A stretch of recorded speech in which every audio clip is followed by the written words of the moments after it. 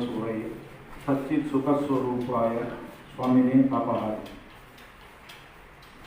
వేదిక మీద ఉన్నటువంటి పెద్దలకు అదేవిధంగా ముందు ఆశీనులైనటువంటి పెద్దలకు నమస్కారాలు, పిల్లలకు ఆశీస్సులు.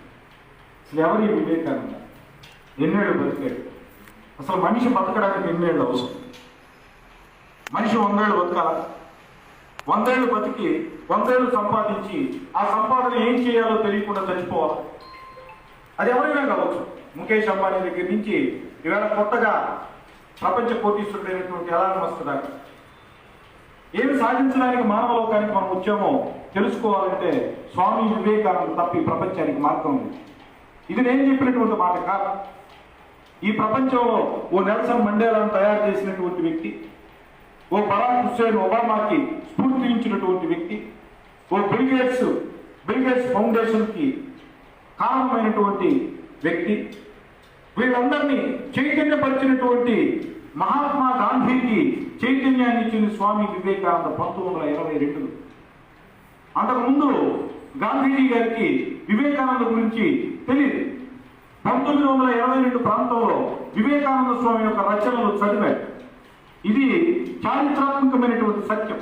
1922 ఫిబ్రవరి ప్రాంతంలో కలకత్తాలో ఉన్నటువంటి వివేకానంద స్వామి యొక్క సమాధిని సందర్శించడానికి మహాత్మా గాంధీజీ వెళ్ళారు. అలాగే గాంధీజీ గారు వచ్చారనేటువంటి ఉద్దేశంతో అక్కడికి వచ్చినటువంటి వందలాది మందిని ఉద్దేశించి గాంధీజీ గారు చిన్న మాట చెప్పారు. నేను ఇక్కడికి భారతదేశ స్వాతంత్ర సంగ్రామానికి కావాల్సినటువంటి శక్తి సామర్థ్యాలను మీలో ప్రకటించడానికి నేను రాలేదు. ఈ మహాత్మా గాంధీ భారతదేశాన్ని ప్రేమించాడు. అయితే స్వామి వివేకానంద రచనలు చదివిన తర్వాత నాలో ఈ దేశం మీద ప్రేమ 1000 రెట్లు పెరిగింది. ఒక గాంధీకి ప్రేమ పెంచినటువంటి ఆ అద్భుతమైనటువంటి రచన మనకి ఈ దేశం మీద ప్రేమను పెంచదా? మరి ఏ దేశాన్ని ప్రేమిస్తామో? ఓ సుందర పిచ్చేలాగా, లేకపోతే ఒక సత్యం ఆదరణలాగా, ఇంకోలాగా అమెరికాని ప్రేమిద్దామా? అమెరికాని ప్రేమిద్దాం. కానీ అమెరికా ప్రజలు భారతదేశాన్ని తమ పదకట్టల కింద నలిపేస్తున్నటువంటి బ్రిటిష్ వాళ్ళు మరి స్వామి వివేకానందను ప్రేమించారు కదా. 1893లో ఈ దేశం బానిస దేశం. ఈ దేశం అంటే ఎవరికి తెలియదు. ఈ దేశాన్ని ఎవరు గుర్తించలా. ఈ దేశాన్ని ఒక పాడుపడినటువంటి దేశంగా భావించారు, అనాగరికమైనటువంటి దేశంగా భావించారు, ఆటవిక తెగలుండేటటువంటి దేశంగా భావించారు. ఈ దేశంలో సంపద లేదన్నారు, ఈ దేశంలో జ్ఞానం లేదన్నారు. మరి సెప్టెంబర్ 13వ తారీఖు ప్రపంచంలో ఉన్నటువంటి మేధావులందరూ కలిసి పెట్టుకున్నటువంటి కొలంబస్ మందిరంలో పెట్టుకున్నటువంటి సభలో మరి స్వామి వివేకానందకి ఎందుకు పాదాభివందనం చేశారు? 5000 మంది ఉన్నటువంటి కొలంబస్ మందిరంలో సభ జరుగుతూ ఉంటే, సభ జరిగిన తర్వాత స్వామి వివేకానందని నడిచిపోతూ ఉంటే ఆయన వేసుకున్నటువంటి వస్త్రాన్ని తాకినా మేము పుణ్యం పొందుతాము అని ఎందుకు పరిగెత్తారు అమెరికన్స్, వాళ్ళతో కూడినటువంటి బ్రిటిషర్స్? ఎప్పుడైనా మనం ఆలోచిస్తున్నామా? మన పిల్లలకు వాటిని తెలియజేయగలుగుతున్నామా? ఈ దేశం చాలా గొప్పది. ఈ దేశంలో స్వామి వివేకానంద పుట్టాడు.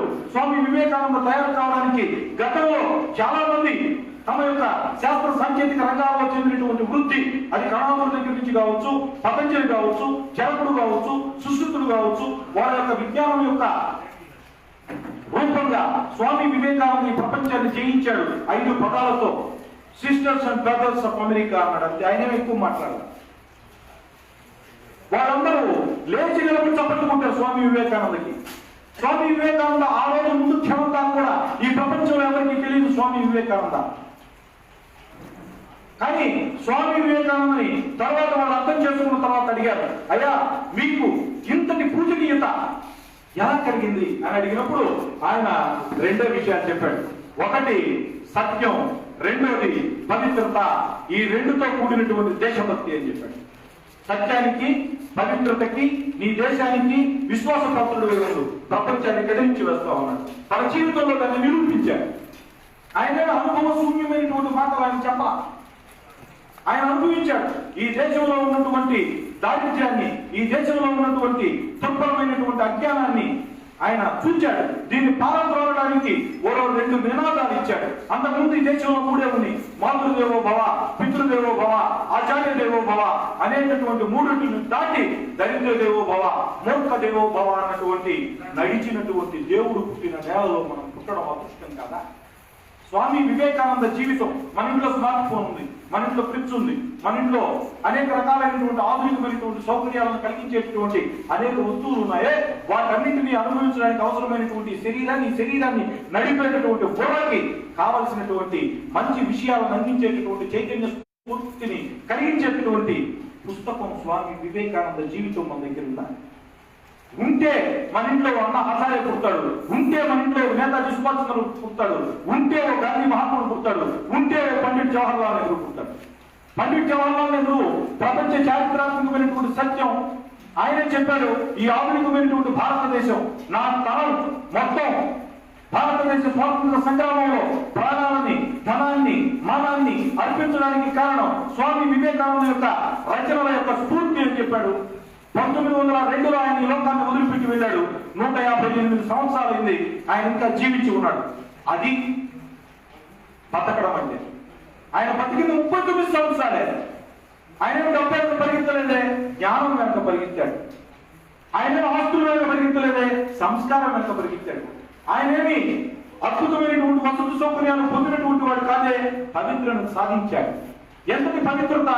వాళ్ళ నాన్న చనిపోయాడు, జీవితం అంధకార బంధురమైంది, బంధువులు మోసం చేశారు, అనుకున్నటువంటి వాళ్ళు విడిచిపెట్టారు.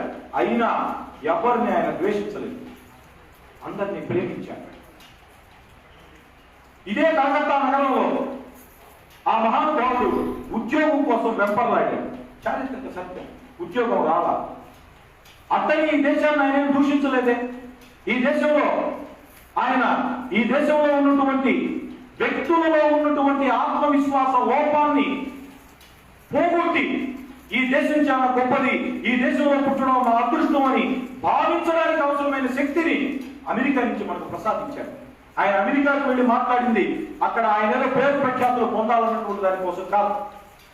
భారతదేశంలో ఆనాడు ఉన్నటువంటి పరిస్థితుల్లో మనం దేనికి చేతగానటువంటి వ్యక్తులు మనల్ని పరిపాలించబడాల్సిందే కానీ మనల్ని మనం పరిపాలించుకోలేనటువంటి బలహీనులు అనేటటువంటి బాధలో, భయంలో, బ్రతుకు ఆందోళనలో పడిపోయినప్పుడు స్వామి వివేకానంద అక్కడికి వెళ్ళి ఒక భారతీయుడు ఎక్కడో కలకత్తా మహానగరంలో ఓ సామాన్యమైనటువంటి కుటుంబం నుంచి కష్టాలు, కన్నీళ్లు, బాధలు, అసంతోషాలు, సంతోషాలు లేనటువంటి దుస్థితి నుంచి అమెరికాకు వెళ్ళి భారతదేశం యొక్క గొప్పతనాన్ని చెప్పిన తర్వాత ఈ దేశంలో స్వాతంత్రాన్ని సాధించాలన్న కోరిక పెరిగిందన్నది చారిత్రాత్మకమైనటువంటి సత్యం. ఈవేళ మనం చాలా మంది పేర్లు చెప్పుకుంటాం. భగత్ సింగ్ అంటాం, చంద్రశేఖర్ ఆజాద్ అంటాం, సుఖదేవ్ అంటాం, ఖుదీరామ్ బోస్ అంటాం. వీళ్ళందరినీ తయారు చేసినటువంటి రామచంద్ర బిస్మాల్ ఎవరైతే ఉన్నారో, రామచంద్ర బిస్మాల్ ని అతని హృదయంలో విప్లవ పోరాట అగ్నిని రగిలించింది స్వామి వివేకానంద రచన. మనం ఎందుకు చదవకూడదు? ఈ ప్రపంచంలో చదువుకు మించినటువంటి అద్భుతమైనటువంటి విషయం కానీ, అద్భుతమైనటువంటి అత్యంత తక్కువ డబ్బుతో విజ్ఞానవంతమైనటువంటి మనిషిగా మనం ఆవిష్కరించుకునేదానికి అవసరమైనటువంటి పుస్తక సదుపాయం మనకు ఉన్నప్పుడు మనం ఏం చేస్తున్నాం? నేను మా అమ్మా నాన్నను గౌరవిస్తేనే, మా అమ్మా నాన్నను నేను జాగ్రత్తగా చూసుకుంటేనే, నేను చేసేటటువంటి ఉద్యోగంలో, నేను చదివేటటువంటి చదువులో, నేను పనిచేసేటటువంటి వృత్తిలో నేను న్యాయాన్ని చూపగలను, న్యాయాన్ని చేయగలను, సత్యాన్ని సందర్శించగలను. నేను మా తల్లిదండ్రులనే నేను గౌరవించలేనప్పుడు నేను చేసేటటువంటి వృత్తిలో కూడా ఖచ్చితంగా లోపమే ఉంటుంది తప్ప అద్భుతమైనటువంటి విషయాన్ని నేను సృష్టించలేను కదా. భారత పారిశ్రామిక రంగానికి కావాల్సినటువంటి వసతి సౌకర్యాలని తయారు చేసినటువంటిది విశ్వవిఖ్యాత పురుషుడైనటువంటి స్వామి వివేకానంద. ఆయన అమెరికాకు వెళ్ళేటప్పుడు అదే ఓడలో జంషెడ్జీ టాటా గారు ఉన్నారు. టాటా గారిని అడిగారు, మీరెవరు, మీరు ఎక్కడికి వెళ్తున్నారు అని అడిగితే, నేను స్వామి వివేకానంద నా పేరు, నేను అమెరికా వెళ్తున్నాను, మీరు ఏం చేస్తుంటారు అని అడిగారు. నేను ఈ విధంగా భారతదేశంలో పారిశ్రామికవేత్తగా ఉన్నాను, నేను జపాన్ నుంచి కొన్ని వస్తువులను దిగుమతి చేసుకునే దానికి వెళుతున్నాను అన్నాడు. మీరు వ్యాపారస్తులుగా ఎందుకు ఉండాలి? మీరే వ్యాపారానికి అవసరమైనటువంటి మూలమైనటువంటి వస్తువుల యొక్క ఉత్పత్తిని మీరెందుకు చేయకూడదు అన్నటువంటి ఆలోచన నుంచి పుట్టినటువంటిదే the Tata group of industries. ఇది నేను చెప్పినటువంటి మాట కాదు. మీరు సామాజిక మాధ్యమాల్లోకి వెళితే జంషెడ్జీ టాటా రాసినటువంటి వివేకానంద స్వామికి రాసినటువంటి లేఖలో మీకు ఖచ్చితంగా కనిపించేటటువంటి వాస్తవం. ఓ పారిశ్రామికవేత్తని తన జ్ఞానంతో తయారు చేసినటువంటి వివేకానంద స్వామి యొక్క సాహిత్యం మనల్ని తయారు చేయదా? అయితే మీకు అనిపించవచ్చు జంషెడ్జీ టాటా ఇప్పుడు వాడు కాదు తెలుసా, ఎప్పుడో ప్రాచీనమైనటువంటి వ్యక్తి. మీరు చెప్పేటటువంటిది దాదాపుగా 120 సంవత్సరాల క్రితం సంగతి చెప్తున్నారు, మా కొత్త సంగతి ఏమన్నా చెప్పగలరా అని మీరు అనొచ్చు. ఇవాళ బిల్ గేట్స్ బ్రహ్మాండమైనటువంటి ఫౌండేషన్ పెట్టి బిల్ గేట్స్ కొన్ని కోట్ల రూపాయలు దానం చేస్తున్నారు. దానికి కారణం స్వామి వివేకానంద రాసినటువంటి కర్మయోగం అనేటటువంటి పుస్తకం. కర్మ పని ఎంత చేయాలి, నువ్వు సంపాదించే పని చేసావు, ఆ సంపాదనకి వాస్తవమైనటువంటిది ఏమిటి, జీవితం యొక్క పరమార్థం ఏమిటి, చేసేటటువంటి పనిలో ఎటువంటి పని చేయడం వల్ల పని యొక్క ఫలితాన్ని మనం అనుభవించాలా, పని యొక్క ఫలితాన్ని వదిలిపెట్టి పని చేయాలా, కర్మ సన్యాసం చేయాలా, కర్మ అనుభవం చేయాలా అనేటటువంటి ఒక అద్భుతమైనటువంటి ఆలోచనల పుస్తకం నుంచి బిల్ గేట్స్ ప్రపంచానికి కోట్ల రూపాయలు దానం చేసేటటువంటి అవకాశాన్ని స్వామి వివేకానంద పుస్తకం కలిగింది. ఓ అబ్బాయి, ఓ యువకుడు గుజరాత్ లో ఒక రైల్వే స్టేషన్ లో కూర్చోతున్నాడు. చచ్చిపోవాలని కూర్చోతున్నాడు. జీవితం మీద విరక్తి, నిస్పృహ, నిరాశ, ఆందోళన. ఈ జీవితంలో నేను ప్రాణాన్ని కోల్పోతే వీటన్నిటి నుంచి బయటపడిపోతాను కదా అన్నటువంటి ఒక ఆలోచించకూడనటువంటి బలహీనమైనటువంటి క్షణంలో అతను ఉన్నాడు. రైలు వస్తే దాని కింద పడిపోతాడు అతను అంతే. ఆ ప్రక్రియలో జోపి తడిపాడు, పావలా దొరికింది అతను. పావలా, ఆ పావలా తీసుకొని ఎదురుకుండా చూశాడు. బుక్ స్టాప్ లో కాల్ టు ద నేషన్ అనేటటువంటి స్వామి వివేకానంద యువతకు నా పిలుపు లేకపోతే దేశ పునర్నిర్మాణం అనేటటువంటి తెలుగు పుస్తకం, ఆనాడు ఇంగ్లీష్ లో ఉన్నటువంటి పుస్తకం కాల్ టు ద నేషన్ అనేటటువంటి పుస్తకం పావలా. ఆ పావలా పెట్టి ఆ పుస్తకం కొనుక్కున్నాడు. ట్రైన్ వచ్చేదాకా కొనుక్కున్నాడు, చదువుతూ ఉన్నాడు. ఇక ట్రైన్ వచ్చింది, ఇతను పడాల్సినటువంటి అవసరం లేదు. తన గ్రామానికి వెళ్ళాడు. తన గ్రామం యొక్క అభివృద్ధిని తన అభివృద్ధిగా భావించాడు. గ్రామంలో నుంచి ఆయన ప్రఖ్యాతి రాష్ట్రానికి ప్రాకింది మహారాష్ట్ర రాష్ట్రం నుంచి ఈ దేశం అంతా పాకింది. ఈవేళ లోక్పాల్ బిల్లు వచ్చిందంటే అన్నా హజారే వల్ల వచ్చింది. అన్నా హజారే లోక్పాల్ బిల్లు కోసం పనిచేశాడు, ఉద్యమం చేశాడు. అంటే దాని వెనక స్వామి వివేకానంద యొక్క పావలా, ఒక పావలా భారతదేశం యొక్క రూపురేఖలను మార్చడానికి అవసరమైనటువంటి లోక్పాల్ బిల్లుని తెచ్చినప్పుడు మన జీవితాన్ని మార్చడానికి వివేకానంద స్వామి యొక్క సాహిత్యం పనిచేయదా? ఏం పని చేస్తుంది? ఎలాగో మనం మరణించేది ఖాయం, జాతస్యం మరణం ధ్రువం. ఇక్కడ ఇంతకు ముందు బతికారు, ఇప్పుడు బతుకుతున్నారు, రేపు చనిపోతారు. ఇందులో ఏం మార్పు లేదు, ఇది వాస్తవం. నేను 10 ఏళ్ళకి చనిపోతాను, ఇంకొక ఆయన 15 ఏళ్ళకి చనిపోతాడు. అసలు ఎలాగైనా చనిపోయేదానికి అవకాశం ఉంది, ఎప్పుడైనా చనిపోయేదానికి అవకాశం ఉంది. కానీ ఒక అద్భుతమైనటువంటి మానవ జాతి మిత్రుడు, మానవ జాతికే మిత్రుడు, భారత మాత ప్రియ మిత్రుడు అయినటువంటి మహానుభావుడైనటువంటి స్వామి వివేకానంద జీవిత చరిత్ర చదువుకుండా భారతీయుడిగా మనం ఎందుకు మరణించాలి? జాతికి, కులానికి, మతానికి, ప్రాంతానికి, వర్ణానికి ఏ ప్రమాణమైనా దాటగలిగేటటువంటి ఒక అద్భుతమైనటువంటి మానవ పరిణామ ప్రక్రియ. మనిషి ఎలా బతకాలి అంటే స్వామి వివేకానంద లాగా బతకాలి అని అనిపించడానికి అవసరమైనటువంటి పుస్తకం మనకి ఇవాళ అందుబాటులో ఉంటే మనం ఎందుకు చదువుకోవకూడదు? మీకు తెలుసా, ప్రపంచంలో ఇండోనేషియా అనేటటువంటి అత్యంత ముస్లింల యొక్క ప్రాధాన్యత కలిగినటువంటి దేశం. ప్రపంచంలో మనం కానీ గూగుల్లో మనం సెర్చ్ చేస్తే మీకున్నటువంటి సామాజిక మాధ్యమాల్లో ప్రపంచంలో అత్యున్నతమైనటువంటి అతి పెద్ద ముస్లిం కంట్రీ ఏమిటంటే ఇండోనేషియా అనేటటువంటి దాన్ని తయారు చేసినటువంటి ఆ రాజ్యాంగానికి సంబంధించినటువంటి సుహార్తోలని నడిపినటువంటి వ్యక్తి స్వామి వివేకానంద రచనలు ఎంతమందికి తెలుసు? ఇండోనేషియా లాంటి దేశాన్ని నడిపినటువంటి స్వామి వివేకానంద రచనలు ఇది నేను చెప్పినటువంటి కాదు, చారిత్రాత్మకమైనటువంటి సత్యం. సుకర్ణ వికీపీడియాలో వస్తుంది. ఆయన్ని స్ఫూర్తినిచ్చినటువంటి వ్యక్తి ఎవరు అంటే సుకర్ణ ఒక మాట అంటాడు, ఏ రోజైనా నేను స్వామి వివేకానంద యొక్క రచనలు చదువుకోకుండా నిద్రపోతే ఆ రోజు నా దేశం వెనకబడుతుంది అంటాడు. సుకర్ణకు స్ఫూర్తినిచ్చినటువంటి మన భారత మాత ప్రియమిత్రుడి యొక్క రచనలు మనం ఎందుకు చదవకూడదు? నువ్వు భగవద్గీత చదివితే నీకు అర్థం అవుతుందా? నీకు బైబుల్ అర్థం అవుతుందా? ఖురాన్ అర్థం అవుతుందా? వదిలేస్తావు. కానీ ఖురాన్లో చెప్పినటువంటి మాటలు, బైబుల్లో చెప్పినటువంటి మాటలు, భగవద్గీతలో చెప్పినటువంటి మాటలు, 18 పురాణాల్లో చెప్పినటువంటి మాటలు, 4 వేదాల్లో చెప్పినటువంటి మాటలు, 100 ఉపనిషత్తుల్లో చెప్పినటువంటి మాటలు నీకు అర్థం కావాలి అంటే వివేకానంద స్వామి జీవిత చరిత్ర చదివితే చాలు. ఇది నేను చెప్పినటువంటి మాట కాదు. నువ్వు భారతదేశం గురించి, ప్రపంచాన్ని గురించి అధ్యయనం చేయాలనుకుంటే స్వామి వివేకానంద జీవిత చరిత్ర చదువు అన్నాడు నోబెల్ బహుమతి గ్రహీత 1904లో రవీంద్రనాథ్ ఠాగూర్. ఒక రవీంద్రనాథ్ ఠాగూర్ చెప్పినటువంటి మాటలు మనం ఎందుకు ఆచరించడం లేదంటే మన ఇంట్లో నోబెల్ బహుమతి పొందాలని మనకు లేదు. మనకి నిజంగా నోబెల్ బహుమతి పొందాలని ఉంటే రవీంద్రనాథ్ ఠాగూర్ గురించి తెలుసుకుంటాం. రవీంద్రనాథ్ ఠాగూర్ నోబెల్ బహుమతి పొందడానికి కారణం ఎవరు అని తెలుసుకుంటాం. అప్పుడు స్వామి వివేకానంద దగ్గరికి వెళ్తాం. ఎందుకు వెళ్ళాలని లేదు మనకి. మనం టీవీని కొనుక్కుంటున్నాం. టీవీలో ఏమొస్తుంది మనకి ఏమన్నా ఉపయోగమా? స్మార్ట్ ఫోన్ కొనుక్కుంటాం. స్మార్ట్ ఫోన్ ఏమన్నా ఉపయోగమా మనకి? స్వామి వివేకానంద ఉంటే మనం చెప్పాడు, ప్రపంచానికి నువ్వు రాజువు కావాలి అంటే నీ ఇంద్రియాలని నువ్వు నియంత్రించుకోగలగాలి. నీ ఇంద్రియాలను నువ్వు లొంగిపోతే ఈ ప్రపంచానికి బానిసగా బతుకుతావు. ఒకడు డబ్బు కోసం బానిస, ఒకడు స్త్రీ కోసం బానిస, మరొకడు పురుషు కోసం బానిస, మరొకడు పదవి కోసం బానిస. వివేకానందుడికి ఏమీ లేవు. అందుకనే అతనికి అందరూ ఒక్కటే.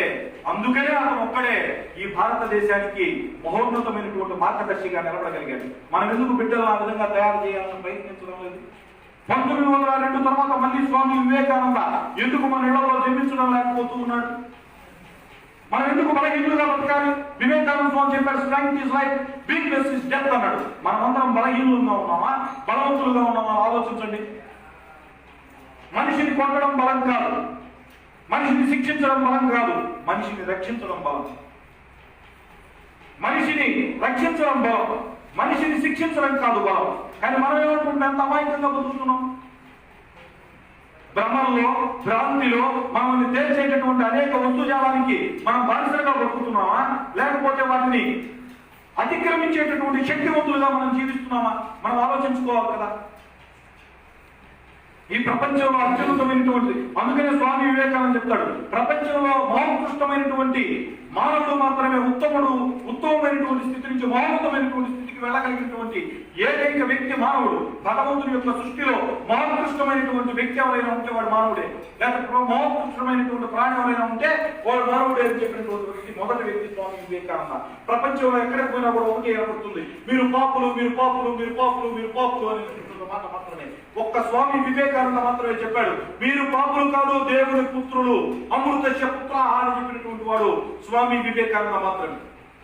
ప్రపంచంలో ఏ ఒక్కడు కూడా భగవంతుడికి దూరమైనటువంటి వాడు కాదు, అందరూ భగవత్ స్వరూపమే. అయితే భగవత్ స్వరూపాన్ని సాక్షాత్కరింపజేయడమే మానవుని యొక్క జీవిత ప్రమాణం. ఒక అద్భుతమైనటువంటి గురుభక్తి కలిగినటువంటి వ్యక్తి ప్రపంచ చరిత్రలో మీరు చూసినటువంటి గురువులందరిలో ఎవరు గొప్పవారు అనేటటువంటిది నేను మాట్లాడటం లేదు.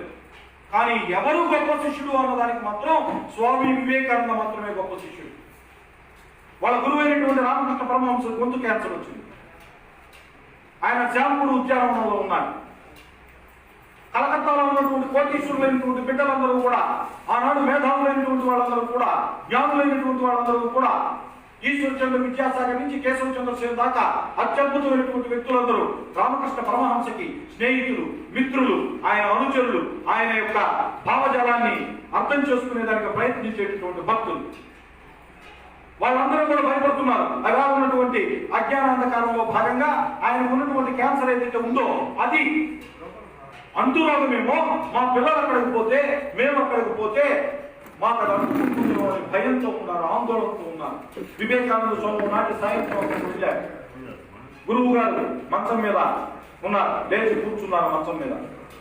అమ్మ శారదామాత, దివ్యజనని శారదామాత జావ కాసించింది. ఆ జావ తాగాడు. తాగిన వెంటనే గొంతులోకి పూర్తిగా పోకుండా కొంత వెనక్కి వచ్చి తిరిగి తాగుతున్నటువంటి పాత్రలో పడింది.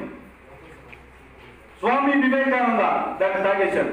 ఛాలెంజ్, ప్రపంచ జీవిత చరిత్రలో ఎన్నైనా చదవండి, వివేకానంద స్వామి యొక్క కాలి కోటికి సరిపోయేటటువంటి ఒక శిష్యుడు మనకు ఆయన చూపిస్తాను. ఒక నేను ఒప్పుకుంటాను. ఛాలెంజ్, ఏ మతం వాళ్ళైనా, ఏ దేశం వాళ్ళైనా స్వామి వివేకానంద లాగా గురువుని ప్రేమించినటువంటి అత్యద్భుతమైనటువంటి వ్యక్తిని, గురువు గారి యొక్క ఎంకిలిని, గురువు గారి యొక్క గొంతులో నుంచి శ్రమించినటువంటి ఆ యొక్క రక్తము చెవుతో కూడినటువంటి దాన్ని తాగగలిగినటువంటి శిష్యుడిని ఒక్కడిని చూపించగలరా? ఏమో అతని జీవిత చరిత్ర మన బిడ్డలు చదివితే అంత గొప్పటి శిష్యులు కారా, అంత గొప్ప గురువులు కారా? ఏదెందుకు చదువుకోవాలని ప్రయత్నించడం లేదు మనం? వివేకానంద స్వామి జీవిత చరిత్ర ఎందుకు లేదు? భగవద్గీత చదివితే బాగుంది, అందులో పద్యం ఉంటుంది, లేదా శ్లోకం ఉంటుంది, దాన్ని నువ్వు అర్థం అవుతుంది. కానీ ఎలా అర్థం చేసుకోవాలో నీకు తెలుసా? స్వామి వివేకానంద యొక్క జీవితాన్ని చదివితే how to implement Bhagavad Gita in your life అనే దానికి ఒక సజీవమైనటువంటి ఉదాహరణ, పురాణంలో చెప్పినటువంటి దానికి ఒక సజీవమైనటువంటి ఉదాహరణ, భగవద్గీతలో చెప్పినటువంటి దానికి ఎంతటి సజీవమైనటువంటి ఉదాహరణ అంతటి సజీవమైనటువంటి ఉదాహరణే బైబిల్ నుంచి కూడా. ఎందుకంటే స్వామి వివేకానంద తన జీవితంలో 2 పుస్తకాలను మాత్రం ఎప్పుడు సంఖ్యలో పెట్టుకునేవాడు. ఒకటి ఇమిటేషన్ ఆఫ్ క్రీస్ట్, రెండవది కఠోపనిషత్. నేనేం అబద్ధం చెప్పలేదు. వివేకానంద స్వామి కంటే మంచి క్రైస్తవుడు ఎవరు లేదు. వివేకానంద స్వామి కంటే మంచి ముస్లిం ఎవరు లేడు. వివేకానంద స్వామి కంటే మంచి హిందువు కూడా ఎవరు లేదు. మీరు కావాలంటే చారిత్రకంగా మీ దగ్గర ఉన్నటువంటి సామాజిక మాధ్యమాల ద్వారా చదువుకోండి. నేనేం అబద్ధం చెప్పాను. ఎందుకంటే వివేకానంద స్వామి కంటే గొప్ప క్రిస్టియన్ కానీ ఎవరైనా ఉంటే వాళ్ళు వచ్చి చెప్పొచ్చు. ఎందుకంటే క్రిస్టియన్లకు నిలయమైనటువంటి, క్రిస్టియన్లకు ఆలయమైనటువంటి ఏ అమెరికా ఉందో, ఏ బ్రిటన్ ఉందో, వాళ్ళు 1893లో వివేకానందకు పాదాభివందనం చేశారు.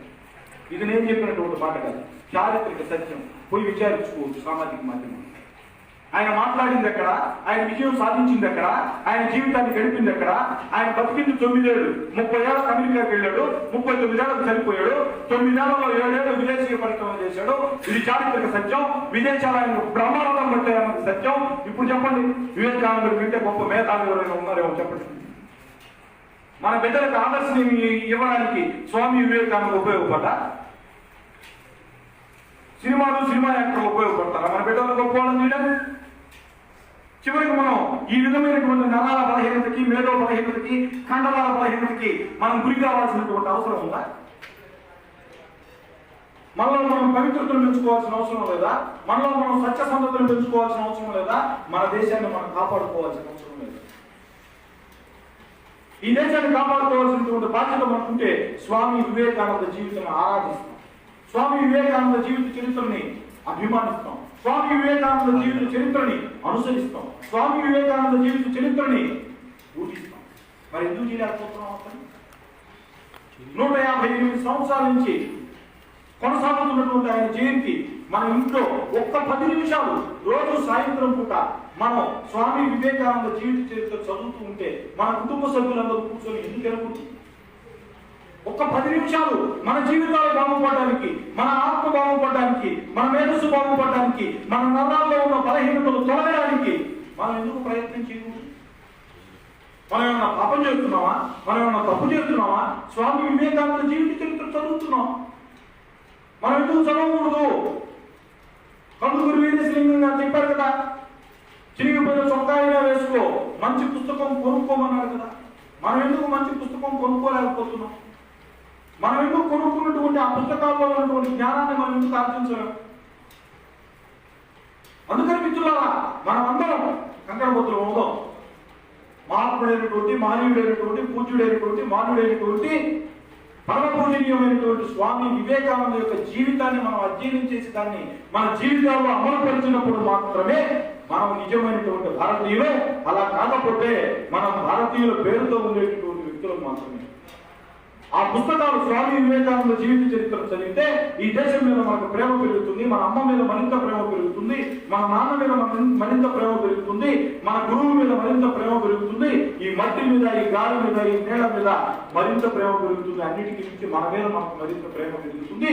మన మీద ఎప్పుడైతే మరింత ప్రేమ పెరుగుతుందో అప్పుడు ఈ దేశంలో ప్రతి మనిషి వాడిని ప్రేమించుకుంటే అందరినీ మనం ప్రేమిస్తాం. ఈ దేశం సుసంపన్నమైనటువంటి, సస్యశ్యామమైనటువంటి దేశంగా మనుషులతో నిండి ఉంటుంది. ఈ రోజు మనుషులు ఉన్నారా? వెతికితే మనం నిజంగా మనుషులు ఉన్నారా? మనుషులు ఉంటే ఇంతటి అవినీతికి అవకాశం ఉంటుందా? ఇంతటి ఆసక్తి పక్షపాతానికి అవకాశం ఉంటుందా? మనుషులు మలినంగా ఎందుకు బతుకుతున్నారు? మెదళ్లలో మలినం, చేతుల్లో మలినం, కార్యాల్లో మలినం, పనుల్లో మలినం. ఎందుకు మలినం వస్తూ ఉంది? కారణం మనకు ఐడియల్ పర్సనాలిటీ లేదు, ఒక ఆదర్శ పురుషుడు లేడు, ఒక ఆదర్శ మానవుడు లేదు. నీ ఫ్యాన్స్ ఎవరు అని అడిగితే, ఎవరైనా నువ్వు ఎవరిని ఇష్టపడతావు అని అడిగితే, అర్హత వేసుకునేటటువంటి సినిమా యాక్టర్ల గురించి చెప్పుకునేటటువంటి నరాల బలహీనతకు మనం దిగదారిపోయాం. మనకు బదల్సింది తెలియదు. 18 ఏళ్ళకే ఉరి సంబంధించినటువంటి ఖుదీరామ్ బోస్ తెలియదు, రామచంద్ర బిష్పాల్ తెలియదు, అష్ఫాకుల్లా ఖాన్ తెలియదు, ఝాన్సీ లక్ష్మీబాయి గురించి పూర్తిగా తెలియదు, దుర్గాబాయి దేశ్ముఖ్ గురించి మనకు తెలియదు. ఇవన్నీ పక్కన పెడితే ఈ జిల్లాలో, ఈ నగరానికి సేవ చేసినటువంటి, ఎదురుగా ఉన్నటువంటి దొడ్డ సుబ్బారెడ్డి గారి గురించి తెలియదు, రేవాల లక్ష్మీనరసారెడ్డి గారి గురించి తెలియదు. మరి వాళ్ళందరి గురించి తెలియకుండా మనకెలా తెలుస్తుంది? అందుకని మనం ఖచ్చితంగా ఈ దేశాన్ని ప్రేమించాలి అంటే ముందు స్వామి వివేకానంద జీవిత చరిత్రను చదవడం తప్ప మన ముందు మరొక మార్గం లేదు. అలా మనం స్వామి వివేకానంద జీవిత చరిత్ర చదవడం ద్వారా మాత్రమే అద్భుతమైనటువంటి వ్యక్తులుగా మనం తయారు కాగలం. అలా అద్భుతమైనటువంటి వ్యక్తులుగా తయారయ్యారు. ఓ మాట చెప్తాడు నేతాజీ సుభాష్ చంద్రబోస్, నేను స్వామి వివేకానంద రచనలు చదివినటువంటి స్ఫూర్తితోనే ఆజాద్ హిందూ ఫౌజులు పెట్టాను. స్వామి వివేకానంద ఈ లోకంలో ఇప్పుడు జీవించి ఉంటే నా రక్తంతో ఆయన పదాలు కడిగేవాడిని అన్నాడు. నేతాజీ సుభాష్ చంద్రబోస్ కంటే మనం గొప్పవాళ్ళమా? గొప్పవాళ్ళం అవుతాం, మనం గొప్పవాళ్ళం కాదు. కానీ ఏ పుస్తకం చదివాయన గొప్పవాడయ్యాడో అదే పుస్తకం మనకు 100 రూపాయలు దొరుకుతుంది, 50 రూపాయలు దొరుకుతుంది, 25 రూపాయలు దొరుకుతుంది. సంతానంలో అయితే సగం డబ్బులకే దొరుకుతుంది. ఎందుకు కొనుక్కొని చదువుకుంటున్నాం? రాక్షసులకు ఉన్నటువంటి తెలివితేటలు కూడా మనకు లేకుండా పోతా ఉన్నాయి. హిరణ్యకశిపుడు ఒక మాట చెప్పాడు వాళ్ళ కొడుకైనటువంటి ప్రహ్లాదుని, చదవని వాడు అగ్నిండు, చదివిన సత్ అసత్ వివేక చతురత కలుగు, చదివించేదని నువ్వు తండ్రి. ఎంత గొప్ప మాట! చదవని వాడు అగ్నిండు, చదవకపోతే అజ్ఞానిగా మారిపోతావా? ఎందుకు చదువుకోవాలా? సత్ అసత్ వివేక చతురత కలుగు.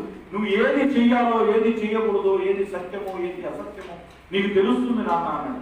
మనం ఆ నాన్నకి రాక్షసుడైనా ఆ నాన్నకి వాళ్ళ కొడుకు మీద ఉన్నటువంటి ప్రేమ, ఆ కొడుకు మీద ఉన్నటువంటి అభిమానం, ఏది మంచో ఏది చెడో తెలుసుకునేటటువంటి జ్ఞానాన్ని ఇవ్వడానికి వాళ్ళ నాన్న ప్రయత్నం చేశాడే.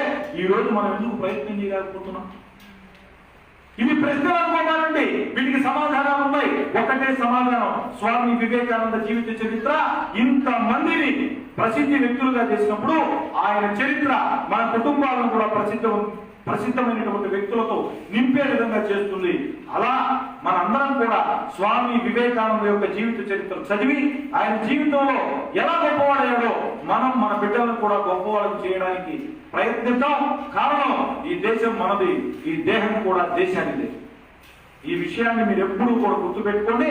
ఈ దేశం మనది, ఈ దేహం దేశానిది అనేటటువంటి ఆ మంచి వివేకానంద యొక్క జీవితాన్ని మన జీవితాల్లో రంగరించుకునేదానికి, మన జీవితాల్లో నింపుకునేదానికి, మన నిరాల్లో ఒప్పుకునేదానికి, మన మెదడులో విస్తృతపరుచుకునేదానికి, మన హృదయాన్ని గట్టిపరుచుకునేదానికి, మన కండరాలని మరింత బలం చేసుకునేదానికి స్వామి వివేకానంద యొక్క గురువైనటువంటి రామకృష్ణుల వారి యొక్క సతీమణి అయినటువంటి దివ్యజన శారదామాత యొక్క దివ్య ఆశీస్సులు మనందరి మీద వర్షించుగాక. నేను చెప్పిన వాటిలో తప్పులు ఏమన్నా ఉంటే నాది, ఒప్పులు ఏమన్నా ఉంటే స్వామి వివేకానందవి. ఈ అవకాశాన్ని ఇచ్చిన పెద్దలకి ధన్యవాదాలు. జై హింద్.